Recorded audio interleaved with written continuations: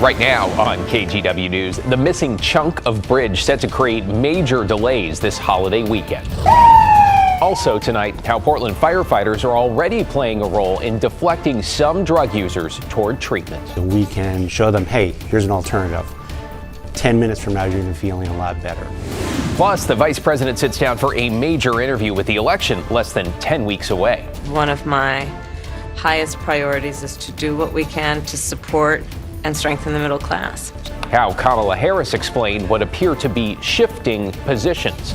And later, still time for summer adventures. Fast, it's fun, it's exhilarating. As we check out a mountain thrill ride with unbeatable views.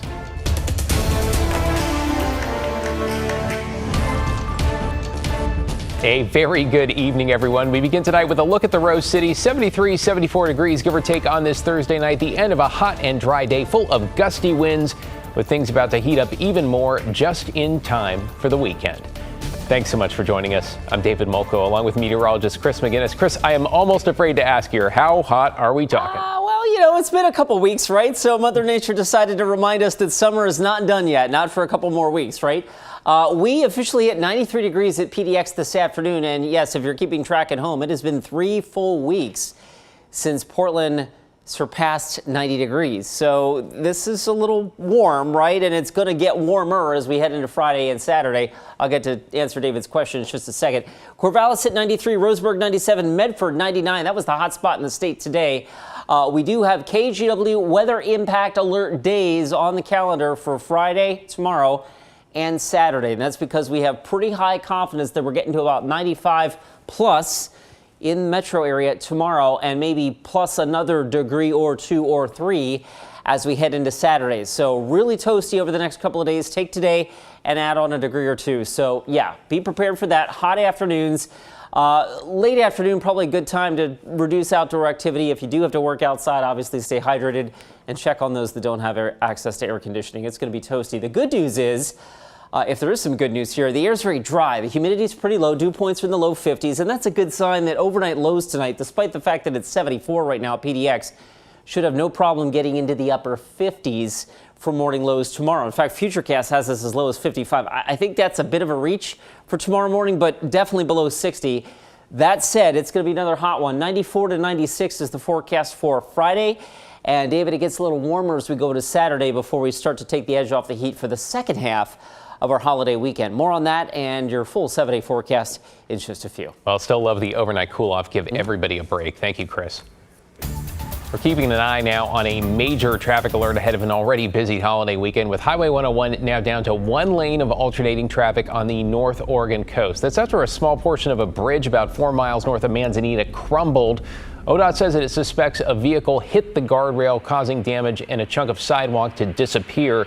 It appears that lane will be closed throughout the weekend, with flaggers out 24/7.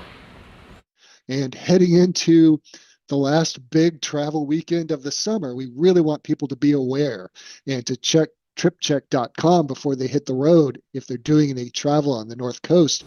Oh, here's a look at the area in the Oswald West State Park area and the detour. If you want to avoid backups, you can get between Cannon Beach and Manzanita by detouring all the way around back east on Highway 26 and south on State Route 53. It's typically about 55 minutes, which could be worth it depending on the backup there. No word on how long it will take ODOT to complete those repairs. Developing this evening, a mother is asking for help tracking down the killer of her 19-year-old daughter 5 years after she was gunned down inside her apartment. And as Alma McCarty found out, she still has another big question. Why?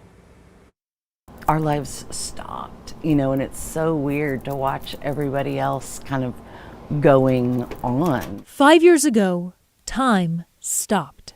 It's different.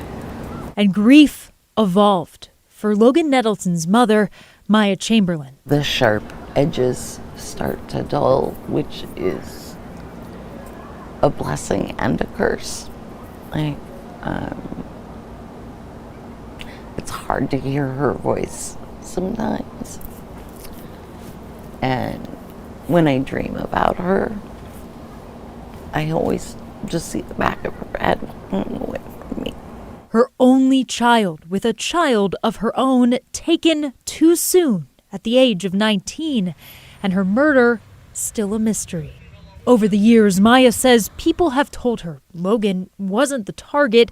Instead, she was at the wrong place at the wrong time. Which is really frustrating when your 19-year-old daughter's in her own home in the middle of the night and going to school and working, and she was right where she needed to be. Other people were not. Her mom, Maya, tells me that Logan had just moved out on her own to an apartment in Southeast Portland a month before she was shot and killed. And some people came bursting into the house, and she was shot numerous times. Logan's then boyfriend, who was also inside at the time, survived his shooting injuries. It's really hard to understand how we don't have more answers than we do at this point. She hopes for some form of justice.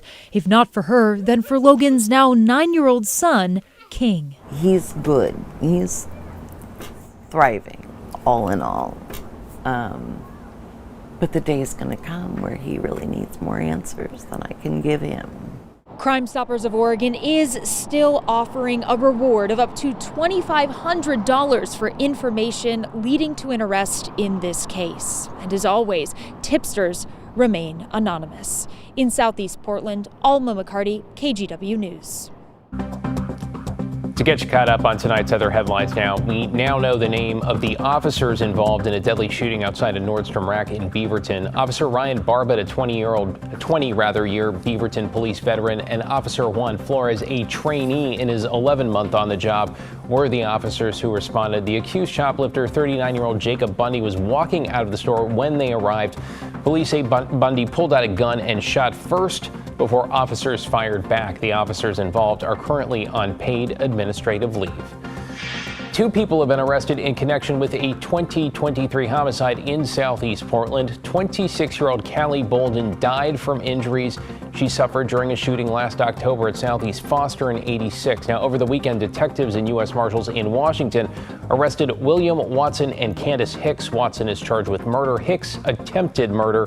Bolden left behind 3 kids, all under the age of 10. And a Portland coffee business that's been operating under one name or another for decades is now asking the community for help. Patty Roberts of Jim and Patty's Coffee says they've been accumulating debt since the pandemic and they need a lifeline. Their goal is to raise $250,000 to keep their Northeast Fremont and Southwest Canyon locations open. And while Patty says that would not clear their debt, it would give them a window to make operational changes. Well, we are just over 48 hours out from drug possession once again becoming a crime across the state of Oregon. And today we heard from Portland Fire about its role in the county's plan to move some people toward treatment instead of jail. Blair Best has those details.